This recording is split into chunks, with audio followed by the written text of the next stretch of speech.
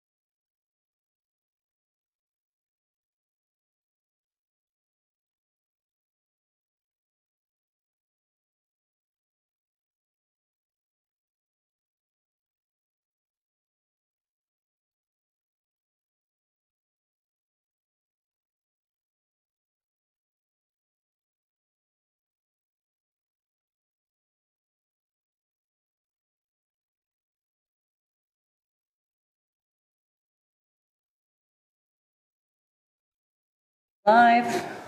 We are now live. Your yeah, go ahead. I would like to call the BIA Advisory Committee meeting to order. As well, a reminder that all electronic devices are to be switched to a non-audible function during committee meetings. I will now commence with a roll call. Please indicate your presence when I call your name. Councillor Tammy Huang. Councillor okay. Councillor Esther Pauls. Councillor Pauls is not here, and Councillor Wilson has sent regrets. Okay. Chelsea from Ottawa Street. Here. Alexa from Concession. Alexa has also sent regrets. Tracy McKinnon from Westdale Stony Creek. Here. Good morning. Kelsey from Dundas. Susan from Waterdown. I'm here. Heather from Ancaster. I'm here. Morning. Bettina from Lock Street. Nadine from Barton. Here. And Emily from Downtown. Here. Madam Clerk, are there any changes to the agenda? No, Madam Chair, there are no changes to the agenda. May I have a mover and seconder to approve the agenda as presented? Moved by Susan, seconded by Heather. Is there any opposed? And carried. Are there any declarations of interest? Seeing none. May I have a mover and seconder to approve the minutes of the March 21st, 23 meeting as presented? Moved by Emily, seconded by, who was there? Heather? Is there any opposed? All right, carried. So now we're on to general information, 13.1, a verbal update from Christina Geisler, the Business Development and BI Officer. She's here with an update for us. Go ahead, Christina. Good morning, everyone. Hope everyone had a nice Easter weekend, and very excited that the weather is starting to shape up and look fantastic. It looks like we're in for some great weather this week. Just wanted to give a couple of updates. First of all, I wanted to congratulate everybody again for the Hamilton, for the BIA Awards of Excellence that we had last week. All of our winners, congratulations. Thank you to everyone for attending. The event went off without a hitch. So congratulations to everyone for that. I also attended the Flamborough Chamber of Commerce Awards last week, and I wanted to give a special shout out and congratulations to the Waterdown BIA that was awarded the Community Services Award by the Chamber of Commerce. So congratulations, Susan. It's not often that BIAs get the recognition for all the hard work and dedication that goes into this really important role. So on behalf of all of us, congratulations, Susan, to you and your team. Great job. Just a reminder that the OBIA conference is coming up next week. Just out of curiosity, can I see a show of hands on who's going to be attending this year? Emily, Chelsea? I won't be there, but Adam from our office Adam? will. Okay. And Brendan will go. And Brendan, I understand Concession Street is attending, and okay, I'll be there as well. So I think it'll be a great day. I've taken a look at the agenda. It sounds like there's some good topics of interest. If anyone that's not attending this year has any questions afterwards, I'll be more than happy to give a Coles Notes debrief for those that are not able to attend. I also wanted to just give a very quick overview and update on the temporary outdoor patio program. So on March 29th, Council approved the waiving of some of the fees associated with the temporary outdoor patio program. So just if there's any BIA members that come to you asking questions, this is the most updated, correct information. So council very graciously approved to waive the temporary outdoor application fee. This is the $676.11. That is applicable to all patio applications, whether it's private, municipal, or on-street. That fee has been waived, so it's not applicable this year. For on-street patios, there is an $800 fee for safety devices that the city installs. Those are the knockdown bollards, signage, the planters, all those kinds of things. That fee as well has been waived. Now, this does not mean that the program does not have any costs associated to it. So the fees that still stand are if a patio occupies a laneway, there is a laneway occupation fee of $56.70. That is still applicable. And then the other fees that are still applicable are for on-street patios. This is any structure that occupies the street. So whether it's a patio or a pedestrian bypass, the applicants will have to cover the lost parking for each parking meter that is occupied. On-street municipal. And then it's not a city fee, but as per the Ontario Traffic Council, the crash barriers are still a requirement as per council. So applicants are responsible for sourcing a qualified OTM Book 7 certified company to install and provide the crash barriers. Now, I did get an update last week that they can be, the OTC did provide some updates to the 2023 guidelines. They can be the metal crash barriers that we saw last year around all of the patios that the city covered the fees, or they can also be water-filled barriers. The OTC has approved those as well. I'm not sure if one is more cost-effective than the other, but when all of the city approvals from all of the supporting departments come in with their approvals, applicants are conditionally approved, and they are sent a list of qualified OTM Book 7 companies that they can source for the crash barriers if they have anything on the street. So far, we have approximately 25 to 30 approved permits out already. We have about 10 on-street patio applications that have come in. One has been approved, and there's 9 that are still coordinating their crash barriers and getting their payments in. So the program looks like it's running fairly well. Also, to let you guys know, there was a delegate that came to council a couple weeks ago with concerns about accessibility with the patio program. So there will be a follow-up report going to council in June. In June, I'll give you guys updates once that's applicable on any modifications or changes to accommodate and account for accessibility concerns that have been brought to the city's attention. So we're working on that report that will be going to council. Does anybody have any questions about the patio program? On average, just to let you guys know, private patio applications, particularly ones that are returning applicants, so if nothing has changed, is taking 1 to 2 days for the permits to get out. And for municipal and on-street's a little bit more complicated because there's more coordination of the crash barriers. But municipal conditional approvals or approvals are coming in within 5 business days. So they seem to be going fairly smoothly. When it comes to the only things that can hold up is if there are fees that need to be paid, we need confirmation once those fees are paid, and then it kind of keeps the ball rolling. So everything has been going pretty good with that. So if any questions, just let me know. This luscious program is mine, so any questions, I'm the person to ask.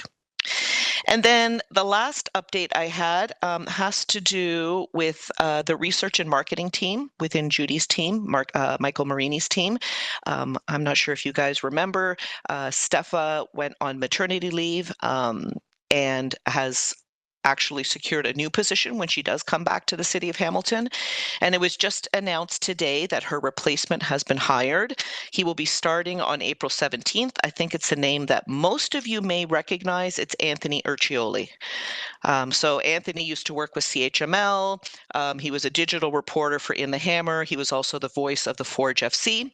So anyways, he will be joining the RAM team, and the specifically, I guess, for the BIAs, the social media Instagram spotlights that the RAM team is managing will be funneled and managed through Anthony once he steps into that role.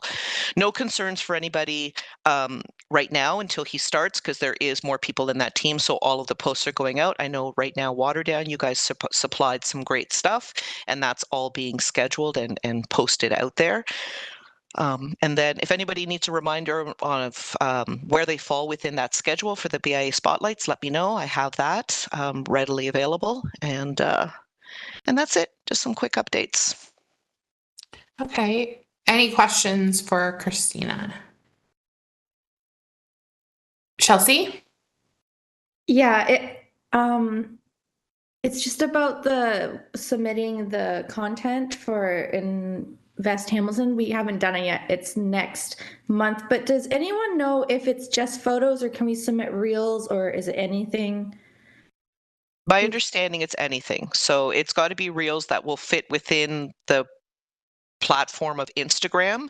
Okay. But you can submit that. Yes, you can. Okay. Thank you. Susan. I'll just add to that. We did some videos as well. Because they are scheduling these, if they're not under the 59 seconds, then they will clip them. So just make sure if you're sending in a video that they're the right length, because they are scheduling them as opposed to straightforward posting them. Thank you. I'm just going to pass the chair to Susan for a second. Christina, has there been any timelines given on the parking share and the operating budget? The parking, the shared parking revenue, I have a meeting later this month with parking and with Norm and Judy. So hopefully we'll have some updates shortly with that, and same with the contribution to operating budgets. So it's coming. Okay, great.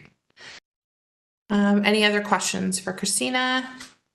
Just very quickly, our second installment is usually June, correct? Yes. Okay. Through the chair, yes. Okay, great. So may I have a mover and a seconder to receive the update? Moved by Chelsea, seconded by Nadine. Anyone opposed? Okay, carried. So now we are on to statements of members. So I'd like to invite the members to provide us with their update. And we will start with Chelsea. Hello. Not too much. We have new business. I'm hoping I'm pronouncing this correctly. Pasha Istanbul House. It's opening at 201 Ottawa Street North. It's a combination of Turkish cuisine and burgers. It looks like they've just opened, so that's exciting to try out. And then last Saturday we had our bunny hop and the farmers market open for the first time of the year. And then coming up on April 22nd, we're doing Earth Day, which is a cleanup of the alleyways behind the small businesses on Ottawa Street North. It's the public alleyways, it's not the business properties, but we're partnering with Beautiful Alleys for that. So if anyone wants to sign up, anyone's welcome to join. You can sign up through our website or on Facebook. You just have to fill out the volunteer registration list. And then May 13th is So Hungry. This one's our 10-year anniversary. If you don't include the 2 years of COVID, or yes, I think that's the way it works. It's so the food truck is full, the lineup's full. We have a wait list now, so if anyone wants to join the wait list, they're welcome to. This year we're doing our first 19+ beer garden, so that's a new addition. We also will have a regular stage with live music and some free activities for the kids as well. And I was just going to say the BIA office will be closed next week because I'll be at the OBIA conference. So that's it for Ottawa Street. Okay, great. Now on to Tracy. Tracy, are you still there? Yeah. Good morning. Yes. Okay, great. So let's do Stony Creek first. Just getting all of our events lined up in Farmers Market for the year. And patios, a few patios are going in. And then pretty much the same for all three BIAs. Lock Street gets patios lined up. We just had a little Easter egg hunt, getting our events lined up for the year. And then Westdale, same, getting all our events lined up for the year. Patios are going up this week. And that's it. Okay, great. Kelsey is not here, so Susan. Okay, so just a lot of our year is back end loaded, so we're still in sort of heavy mode planning for those. A lot of spring cleanup.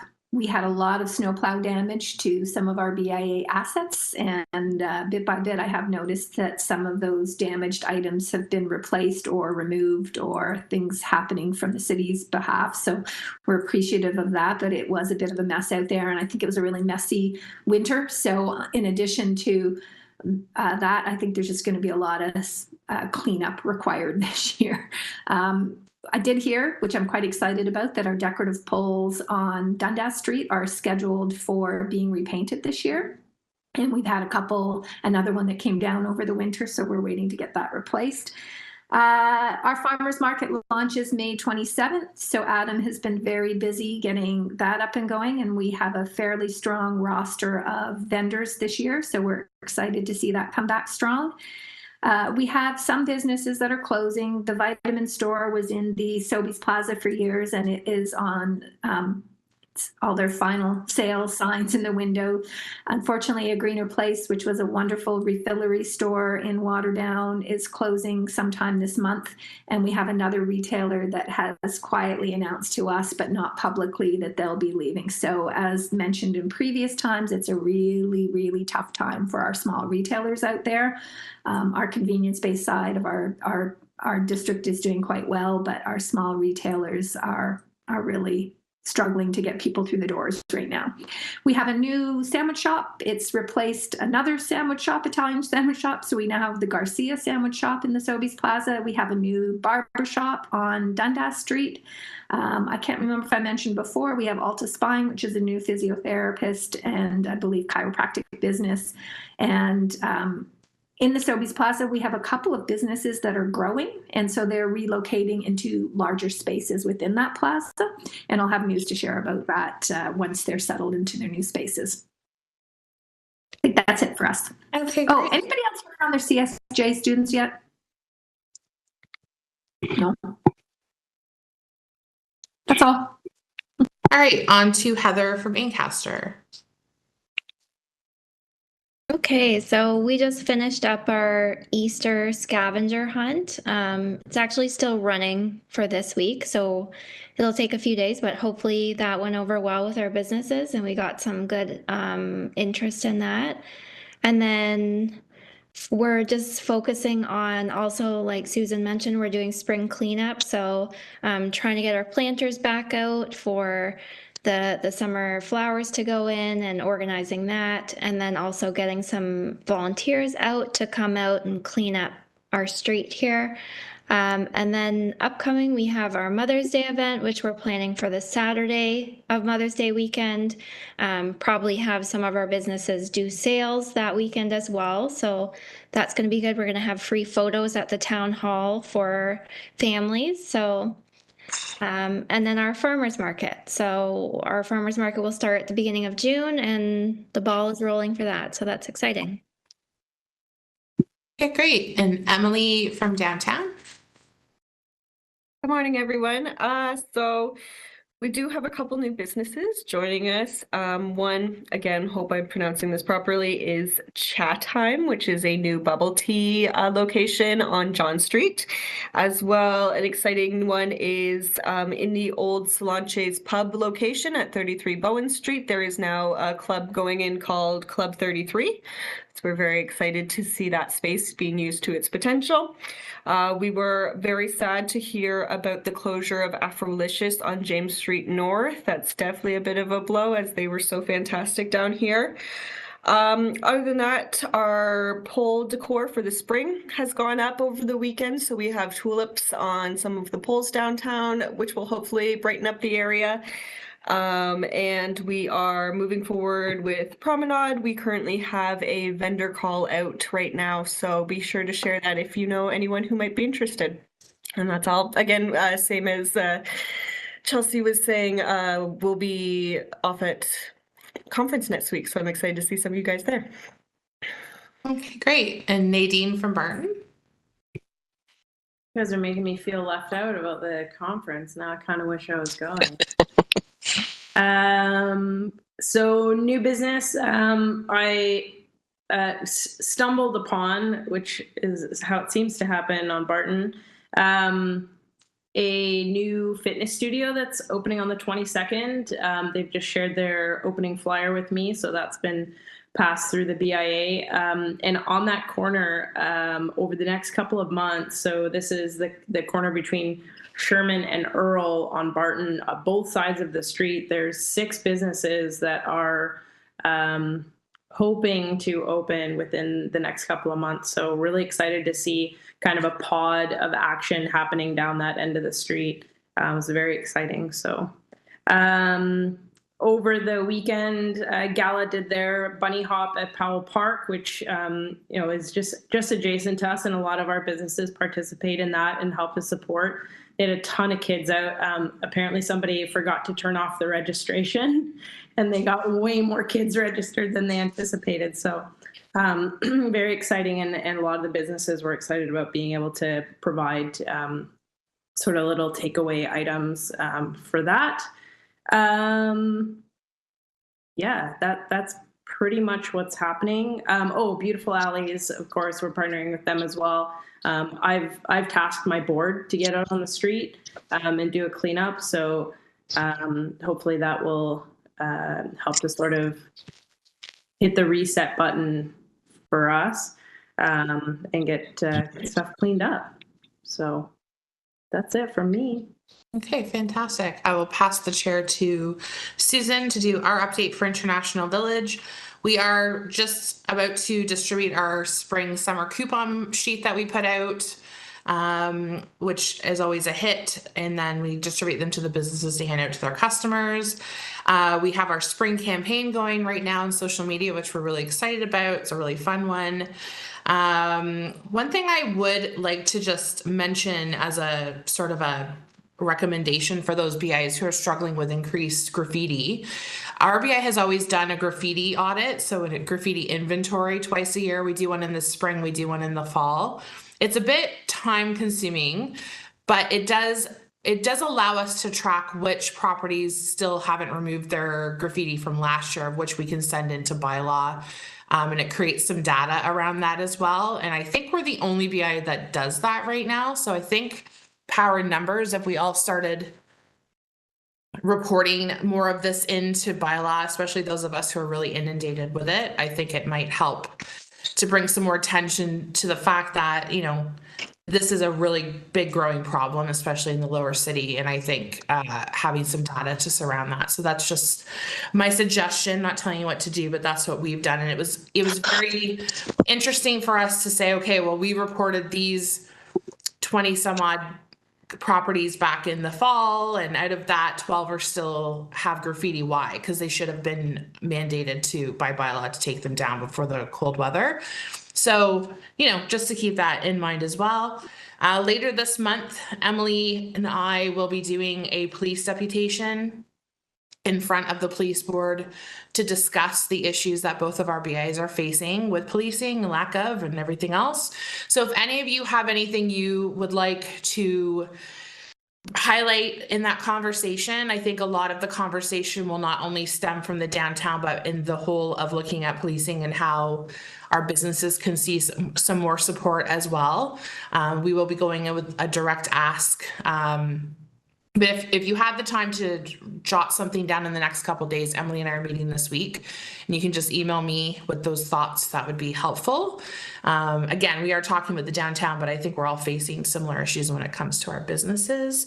And then when it comes to events, we're having a real struggle this year trying to figure out what's going to work. So we have some forks in the fire, but as we all know, time is of the essence and it's ticking quickly. So we'll see what happens this year, but definitely different environment than we've had in the past. So we're trying to navigate all of that. So I will take the chair back now, and may I have a mover and seconder to receive the statements? So moved by Susan, yes. Seconded by Heather. Excuse me, Madam Chair, we do have a speakers list. Oh. What does this mean? Nadine. Okay. Nadine? I just on that note, Susie, about the graffiti and the policing situation. With Wesley closing their day program, we have seen an influx of folks, in particular around 541 Eatery and Exchange, looking. There's a number of meals that were not being handed out now by Wesley. So those folks are sort of finding other areas to be able to get access to food. And in addition to that, 541 has also expressed that they're seeing an influx of kids from the neighboring schools who are allowed to leave the school premises during lunch hour. They're getting up to 50 kids over the lunch hour coming and using their button program, and have been, sort of chatting with them and trying to find out what the situation is. It turns out that a lot of these families are literally banking on these kids being able to get a free lunch from 541 because it's freeing up dollars in their household. So just something to be aware of if you do have programs in your BIA that they may see an influx of folks and may need support around that. And unfortunately, that typically does then come with an increase in graffiti, encampments, all sorts of things that, could potentially have an effect on the BIA. Okay, good to know. And Susan, did you have something? Yeah, just interestingly enough, we did a big audit on the graffiti last year, and it was not a problem that we traditionally had to deal with, but it is becoming, I think, since the pandemic, bored kids out there tagging a lot. The majority of things that we reported are on city property and utility boxes, and they still aren't fixed. So, I have a bit of an issue for our businesses that get hit repeatedly, and it's costing them money. So, to be telling on them from a bylaw perspective when the things that are municipal and utility assets are not getting taken care of either. So that's where most of ours, like street poles, street traffic control boxes, mailboxes. It's generally, I don't know, maybe our graffiti artists are a little bit more polite. They're not going after our property owners. They're going after those other assets. I'll just pass the chair to Susan to respond to that. We have the same issue, but we actually have a contractor on staff. So we pay someone named Fernando to come out. We've had him for probably close to 7 or 8 years now. And his main role is simply to clean the public assets. So to clean the garbage cans, to clean the utilities. Because if we did wait for the city, I'm not sure it would ever get done, quite frankly. So if anyone does want Fernando's contact, he's quite affordable. I know he's always looking for extra work. So, if anyone wants his contact, let me know and I can put you in touch with him, but he knows exactly what to do and he's self-sufficient and sort of works on his own hours and things. We just supply him with the supplies and he goes out and does it. But I feel like it also gives us teeth to then say, we're doing our part in contributing financially to fixing this problem. We need the help of bylaw to also get to the bottom of some of these deeper issues.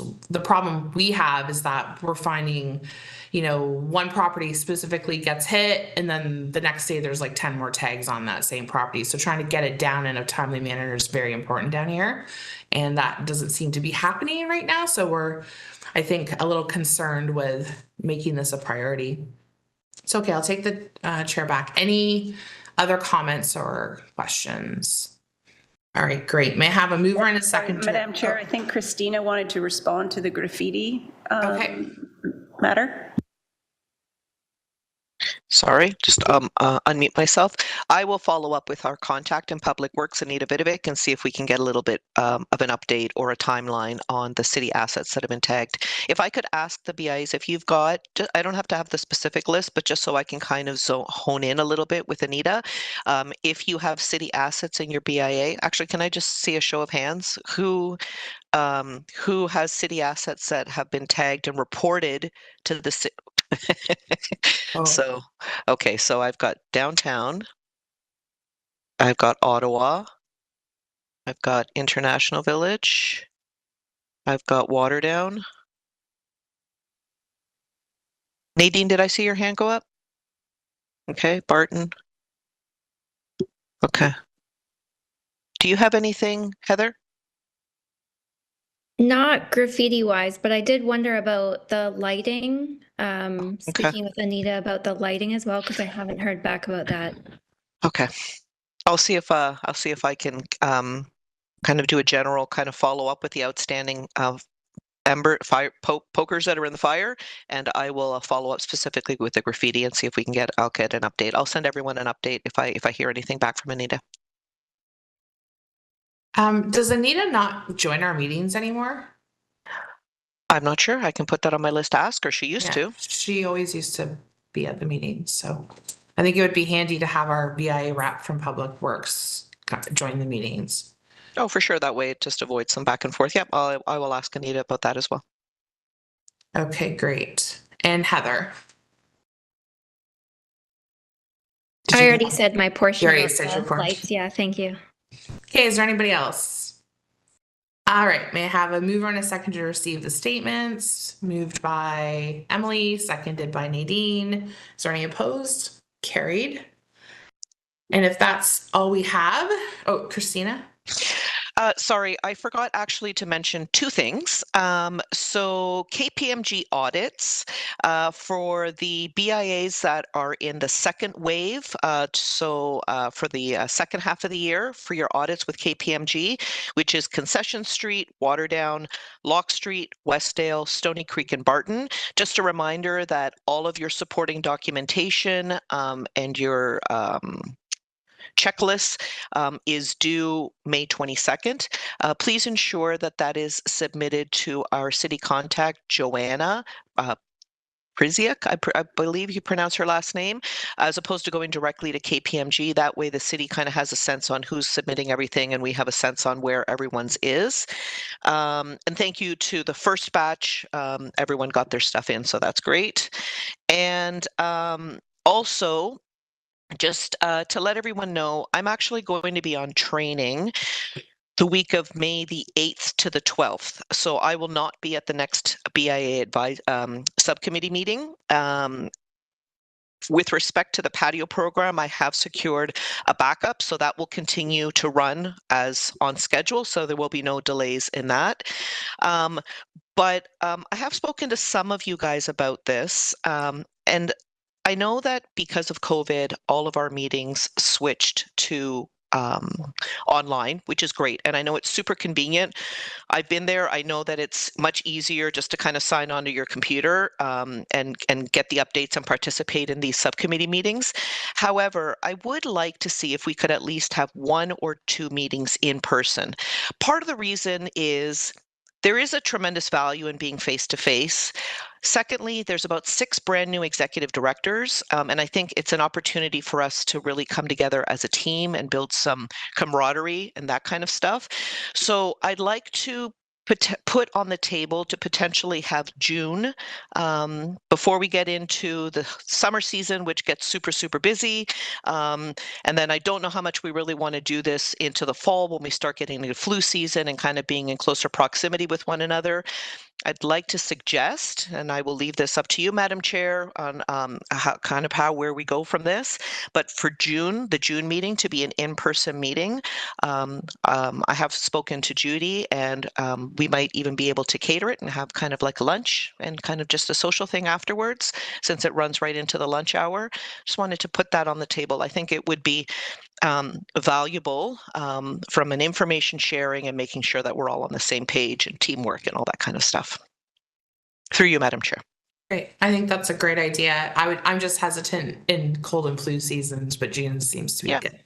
We'll start with 1 and then we'll see how it goes, and then we'll just kind of go from there. Okay, great. Nadine. I just wanted to ask a question with regards to the audit. If there is a list for those of us that are new of items that we should be providing? There is a package that KPMG shared. I will send that to you. Through you, Madam Chair. I will send it to you just so it's kind of top of your inbox. They might have sent it out before you started, so I'll send it to you. Okay, fabulous. And I too won't be at the May meeting. I did email Susan this morning about chairing that for me. So, but that should be the last one I'll have to miss this year. So, is there any other questions or anything while we're here? No. Okay, great. So may I have a mover and a seconder to adjourn? Moved by Chelsea, seconded by Heather. Everybody have a lovely day. Enjoy the sunshine, everyone. Yes. Have a great day. Bye. Bye, everyone. Bye, everybody.